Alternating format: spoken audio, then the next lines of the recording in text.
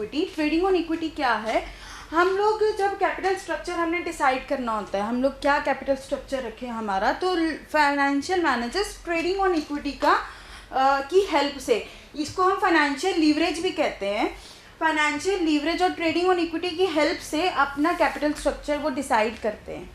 ठीक है, अब अभी हम ये समझने की कोशिश करेंगे कि कैसे, how more of debt increases the earning per share, or you can say increases the wealth of the shareholders. ठीक है, for that we will take 3 situations. Students, इसमें हम लोग जो 3 situations डिस्कस करेंगे उनमें डेट जो है वो टाइम टू टाइम मतलब हर सिचुएशन में बढ़ता जाएगा। हम लोग तीनों सिचुएशंस का इंक्रीज करेंगे कि डेट क्या रहेगा। ठीक है, मतलब डेट बढ़ाते जाएंगे तो उससे हमारी अर्निंग्स पर शेयर पे क्या इफेक्ट होगा, हम ये डिस्कस करेंगे। सबसे पहले सिचुएशन में हमारा जो डेट है वो डेट जो है वो 0 है और इक्विटी कैपिटल कितनी है हमारी 50 लाख। सेकेंड सिचुएशन में हमारा डेट है 10 lakh and equity capital is 40 lakh. And third situation में जो हमारा डेट है वो है 20 lakh and equity capital is 30 lakhs। Total करके 50 लाख आ गया, हमारी टोटल कैपिटल 50 लाख होनी थी, right. Now moving on towards calculation of equity पर शेयर कि इक्विटी पर शेयर यानी अर्निंग पर शेयर यानी कि इक्विटी शेयर होल्डर्स की वेल्थ कैसे इस पे इफेक्ट करती है, राइट। इक्विटी शेयर होल्डर्स को वो मिलेगा जो आफ्टर इंटरेस्ट एंड टैक्सेस होगा, राइट।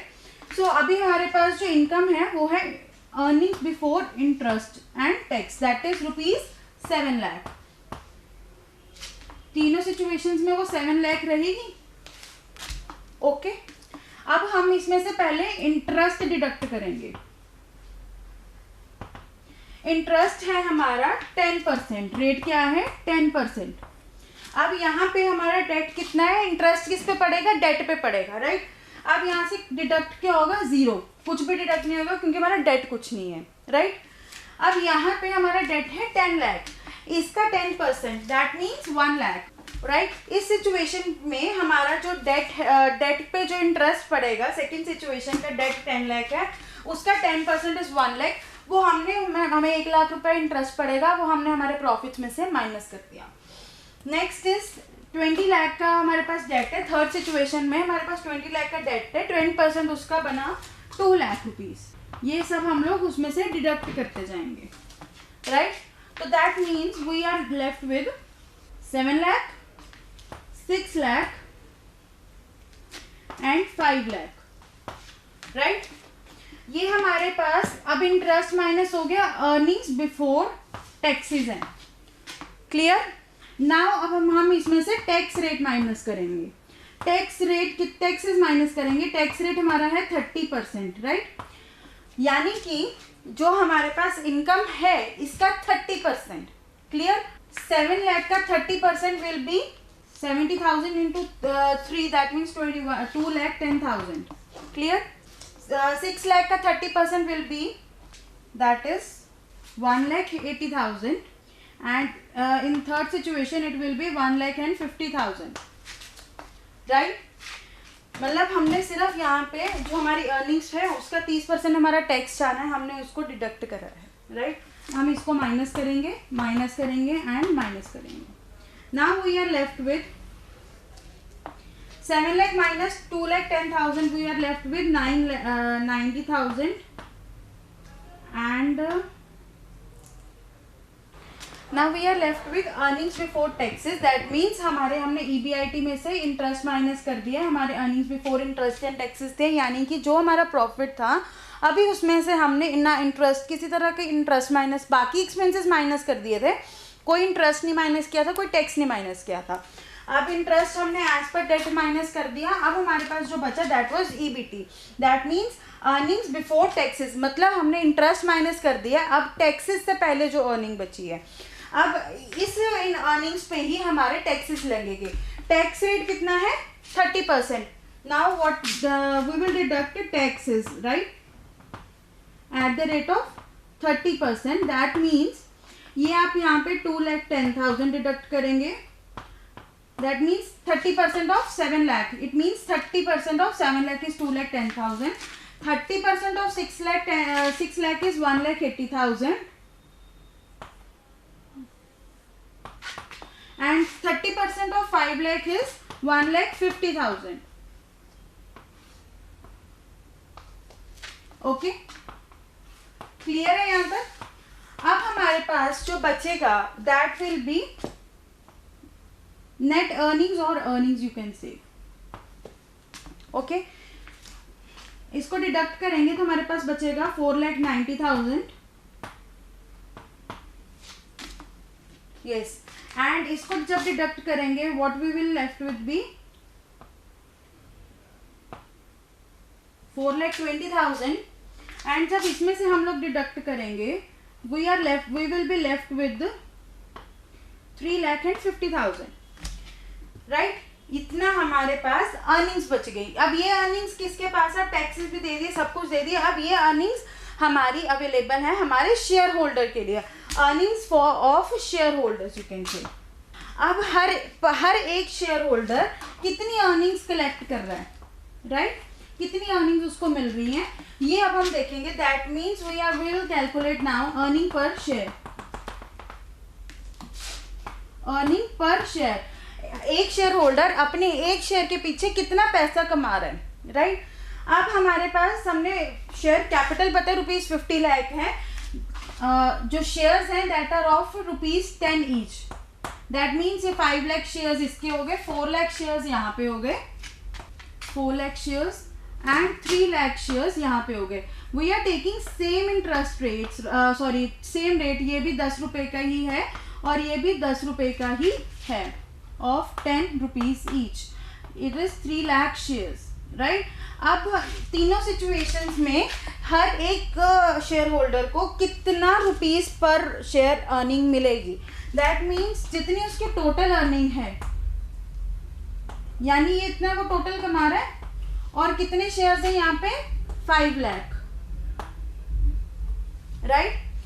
यहाँ पे वो 4,20,000 कमा रहा है, अर्निंग पर शेयर निकालना है, सिंपल जितने टोटल उसके पास मनी है, सिंपल मैथमेटिक्स है, जितनी उसकी टोटल अर्निंग है उसमें उसको हम लोग शेयर्स के साथ, अगर नंबर ऑफ शेयर्स के साथ डिवाइड कर देंगे, then we will get the amount per share, जो उसको पर शेयर उसको कितनी अमाउंट मिल रही है। That means we will here divide with it 4 lakh, and in this case we will divide it with 3 lakh. Now calculate what are you getting in 4,90,000 divided by 5 lakh. It is 0.98. 4,20,000 divided by 4 lakh, that is 1.05 rupee, 1.05, and 3,50,000 divided by 3 lakh is ₹1 1.16 or 17, 167 you can say.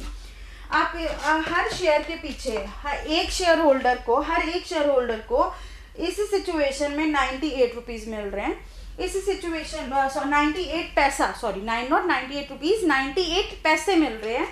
यहाँ पे उसको ₹1.05 मिल रहे हैं, and यहाँ पे उसको ₹1.16 मिल रहे हैं।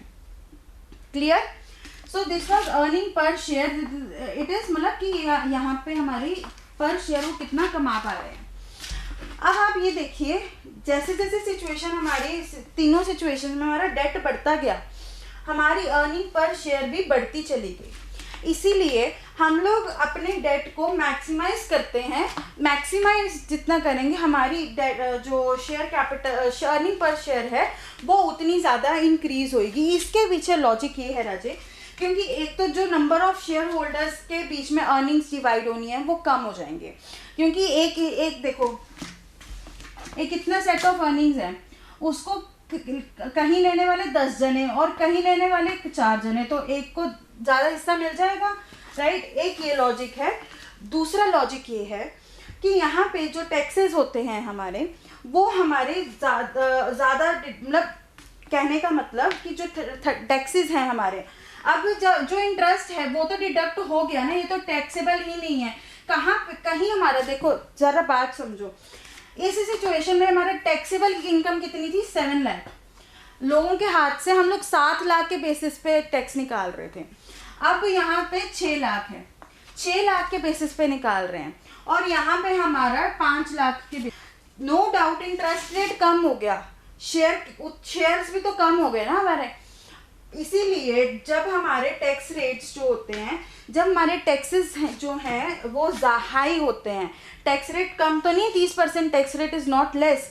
टैक्स रेट जब हमारा ज़्यादा होता है, या और यू कैन से जब हमारी अर्निंग्स जो डेट है वो ज़्यादा होता है, उस टाइम पे हमारे पास टैक्सेस की वजह से हमारे जो अर्निंग पर शेयर है वो बढ़ जाती है in case of higher debt. क्योंकि यहाँ पे जो इंटरेस्ट इनकम होती है, इंटरेस्ट डिडक्ट हो गया ना, वो तो टैक्सेबल ही नहीं है, इसीलिए वो डिडक्ट हो गया, वो चला गया। हमारी देखो पूरी कैपिटल में से 20%, 20 लाख का जो कैपिटल था उस पर हमने कोई टैक्स नहीं पे करा, सिर्फ 30 लाख की इनकम पे टैक्स पे करा है, ठीक है। तो टैक्स किसकी पॉकेट से जाना है? शेयर होल्डर्स की पॉकेट से जाना है। कहीं पहली सिचुएशन में जितनी शेयर कैपिटल थी, 50 लाख शेयर कैपिटल थी, 50 लाख का 50 लाख जो टैक्स था वो शेयर होल्डर्स की पॉकेट में से जा रहा था। अब वो टैक्स जा नहीं रहा है, शेयर होल्डर्स की पॉकेट में से जा नहीं रहा है, जिसकी वजह से उनकी जो अर्निंग पर शेयर है वो बढ़ गई है, ठीक है। ये था हमारा एक सिचुएशन। अब ये पॉसिबल तभी है जब हमारा ROI means return on investment, यानी और यू कैन से रिटर्न ऑन इन्वेस्टमेंट और अर्निंग्स। रिटर्न ऑन इन्वेस्टमेंट या अर्निंग्स हमारी ज़्यादा होती हैं देन इंटरेस्ट रेट। अगर हमारा रेट ऑफ इंटरेस्ट कम है, मतलब अगर हमारा रेट ऑफ इंटरेस्ट जो है वो कम है, क्योंकि एक फिक्स्ड ऑब्लिगेशन होती है रेट ऑफ इंटरेस्ट, और जो हम लोग अर्न कर रहे हैं वो अगर ज़्यादा करेंगे, हमारी देखो एक चीज़ हमने कमानी है, जो कमा ज़्यादा रहे हैं और दे कम रहे हैं तभी फ़ायदेमंद होगा, तभी हम लोग ज़्यादा कमा पाएंगे, है ना। तो अर्निंग पर ये जो सिचुएशन हमने बताई है कि डेट को मैक्सिमाइज कर दो, हमारी अर्निंग पर शेयर मैक्सिमाइज हो जाएगी, वो सिचुएशन ट्रू कब होती है? जब हमारी रिटर्न ऑन इन्वेस्टमेंट ज़्यादा होती है। अब इस यहाँ पे रिटर्न ऑन इन्वेस्टमेंट परसेंटेज निकालनी हो तो कैसे निकाल लेंगे? हाँ जी स्टूडेंट्स, अब हम यहाँ पे हमारी इस केस में हमने कहा कि अर्निंग्स हमारी ज़्यादा है, इंटरेस्ट रेट से हमारी जो अर्निंग्स है या रेट ऑफ इन्वेस्टमेंट है, अर्निंग्स नहीं कहेंगे, earnings is a layman language word, but आप कॉमर्स स्टूडेंट्स हैं, you should well versed with the word return of investment. आप वर्ड रिटर्न ऑन इन्वेस्टमेंट करेंगे, जितना आपने इन्वेस्ट करा, बिजनेस में तो इन्वेस्ट करा ही है ना, ये 50 लाख बिजनेस में इन्वेस्ट करा, आपने कैपिटल बनाए, इसके ऊपर जो रिटर्न आएगा उस रिटर्न के बेसिस पे आप इंटरेस्ट पेमेंट करोगे। जो रिटर्न है जब ज़्यादा है तभी आप इंटरेस्ट पेमेंट वो पहले पूरी करोगे और अर्निंग पर शेयर अपनी बढ़ा सकोगे, राइट। अब इस केस में आपके पास क्लियरली मेंशन्ड नहीं है कितनी अर्निंग्स है, कितनी रिटर्न ऑन इन्वेस्टमेंट है। लेट अस सी कि कितनी रिटर्न ऑन इन्वेस्टमेंट है हमारे पास। Earning before interest and taxes कितने हैं अपॉन टोटल इन्वेस्टमेंट, कितना हमने जितनी हमने कमाया, ठीक है, हमने इसका रेट पता करना है, कितने रेट पे हम लोग जो हमने ये कमाई करी है 7 लाख की कितने रेट पे करी है, हमारा प्रॉफिट रेट क्या जैसे कहते हैं वो कितना है, जितना हमने कमाया, कितना पैसा लगाने के हमने कितना कमाया, तब हमें पता चल जाएगा ना कितने परसेंट कमाया। वही चीज़ हम कर रहे हैं। टोटल हमारी इन्वेस्टमेंट 50 लाख थी, हमने बिजनेस में 50 लाख इन्वेस्ट करा, राइट, उसके से हमने 7 लाख कमा लिया। परसेंटेज कैलकुलेट करनी है, सिंपल हमारे इंटू 100% करेंगे, राइट, क्योंकि परसेंटेज कैलकुलेट कर रहे हैं। 7 लाख अपॉन 50 लाख इंटू 100। आप इसकी स्टूडेंट्स कैलकुलेट कीजिए, इसकी परसेंटेज क्या आ रही है। 7 lakh divided by 50 lakh into 100, that means it is 14%, right। अब हमारा इंटरेस्ट रेट जो हमारी अर्निंग्स रिटर्न ऑन इन्वेस्टमेंट थी दैट वो हमारी कितनी है, हमारी यहाँ पे 14% है, और इंटरेस्ट रेट कितना है 10% है। यहाँ इस सिचुएशन में हमारा इंटरेस्ट रेट 10% है ना, तो ये सिचुएशन मतलब ये हमारी सिचुएशन ठीक थी, तभी हमारी इसी सिचुएशन में ही हमारे इंटरेस्ट जो अर्निंग पर शेयर बढ़ सकती है जब हमारे रिटर्न ऑन इन्वेस्टमेंट ज़्यादा है। जितनी हमारी रिटर्न है, जितना हम कमा रहे हैं वो ज़्यादा होगा अगर हमारे इंटरेस्ट रेट से, then only we can increase our earning per share by increasing our debt, right. Now other situation, अगर हमारा रिटर्न ऑन इन्वेस्टमेंट कम होगा, उल्टी होगी, अगर रिटर्न ऑन इन्वेस्टमेंट कम होगा तो क्या होगा, लेट अस सी। उसके लिए भी हम एक ऐसा ही टेबल बना के समझते हैं तीनों सिचुएशंस में क्या होगा। अगर हमारा रिटर्न ऑन इन्वेस्टमेंट कम है और रिटर्न ऑन इन्वेस्टमेंट हमारा यहाँ पे ज़्यादा था ना इंटरेस्ट रेट से, अगर हमने रिटर्न ऑन इन्वेस्टमेंट हमारा कम है और फिर भी हम डेट बढ़ाई जा रहे हैं तो क्या होगा, late us see that. So now we are going to start with our second case. This was case 1. When ROI was greater than interest. Now in second case, your ROI is less than interest rate. अगर अब हमारी ROI कम रहेगी और फिर भी हम अपना date बढ़ाते जाएंगे तो क्या होगा। So in this case your EBIT is 3 lakh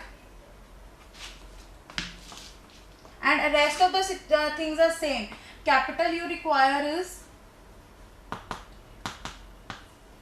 50 lakh. Tax rates is 30% and interest rate is 10%. Now we are taking 3 situations again. Situation 1. अब आप ये खुद फाइंड कीजिए बच्चों, I solve it side by side, but आप अपनी copies में आप खुद कीजिए। यहाँ पे भी हमारी जो डेट और इक्विटी है इस सिचुएशन में भी सेम ही रहेगी। मैं भी आपको लिख के बताती हूँ। ये जो उसके बाद वाला टेबल है, अब आप खुद फाइंड कीजिए कि अर्निंग पर शेयर आपको क्या मिलेगी, right. Start doing it. In your first situation, there is no debt and equity capital of 50 lakh in this case also. And in second situation 2, the debt and equity ratio is same in case this also. And in third situation, the debt and equity ratio is same. तीनों situation में debt equity ratio ही same है, सिर्फ इन दोनों situation में हमारा EBIT change हुआ है। यहाँ पे EBIT हमारा 7 लाख था और यहाँ पे अब हमारा 3 लाख है। सो सिर्फ इतना चेंज हुआ है। Now I do it by side. आप अपनी कॉपीज में मुझसे पहले कर लीजिए, जल्दी जल्दी कीजिए ताकि आपको सॉल्व करना आए और आपको अर्निंग पर शेयर कैलकुलेट करनी आए। Start doing it in your notebooks.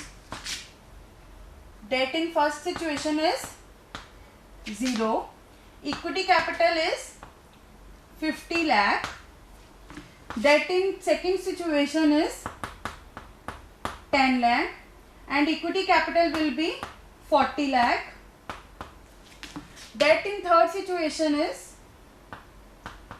20 lakh and equity capital will be 30 lakh, right? And your earning per EBIT is rupees 3 lakh. EBIT 3 lakh, right.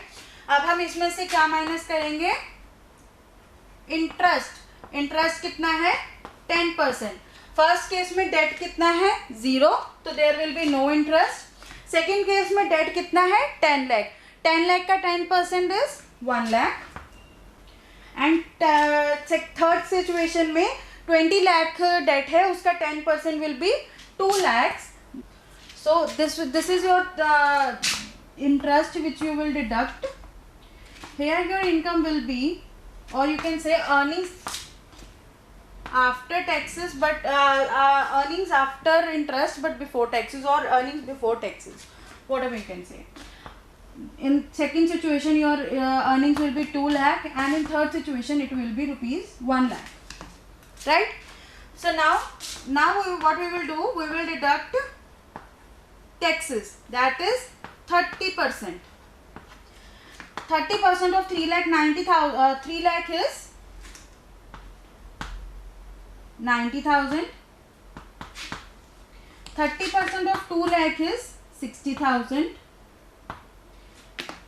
30% of 1 lakh is 30,000. Now we are left, earnings with which we are left is 2,10,000, 1,40,000 and 70,000. Clear? Now earning per share is, we will divide 2,10,000 with 5 lakh. The number of shares will be 5 lakh only है. 10 रुपए का एक share है. सबसे उसमें और इस case में और इस केस में सिर्फ फर्क EBIT का आया, बाकी सब सेम है.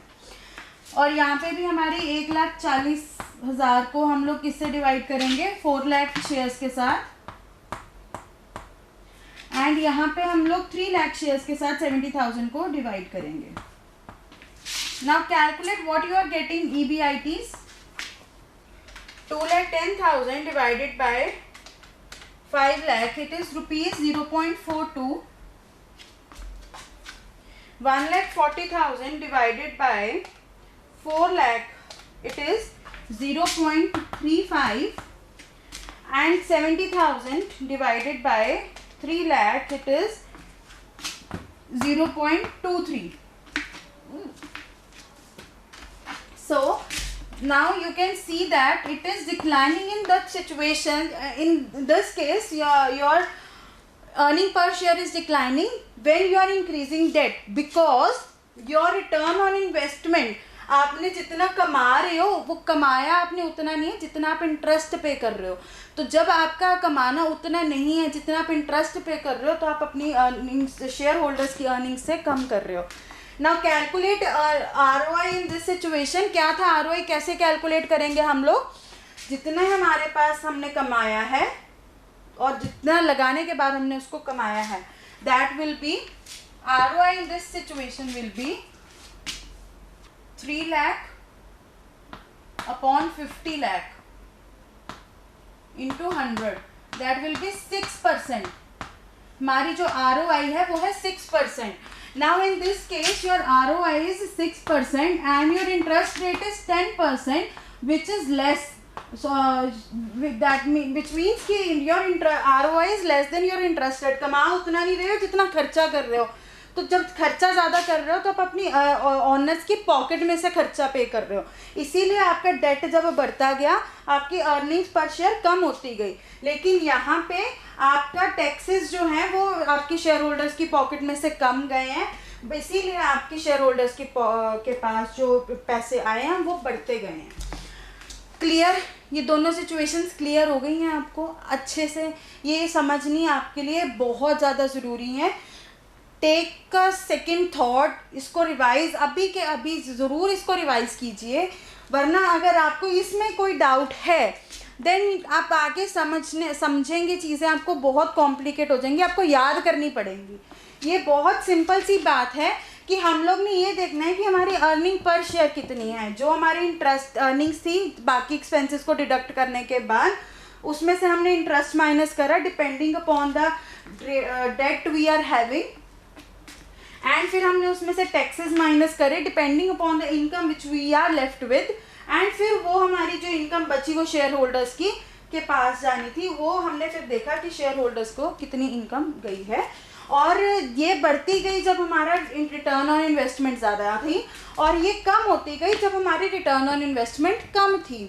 That means, what does it means, कि जब हम कैपिटल स्ट्रक्चर डिसाइड कर रहे हैं कंपनी का, तो फाइनेंशियल मैनेजर को सबसे पहले ये चेक करना है कि उसकी जो ROI है या जो वो डेट लेने लगा है उसके लिए उसको इंटरेस्ट रेट क्या पे करना पड़ेगा.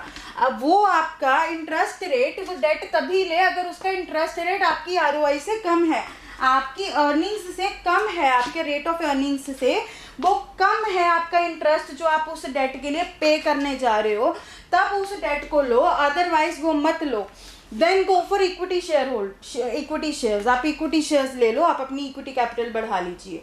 सो this is something which you should be very very clear with कि कैपिटल स्ट्रक्चर डिसाइड करने के लिए हम लोग ट्रेडिंग और इक्विटी की हेल्प क्यों लेते हैं.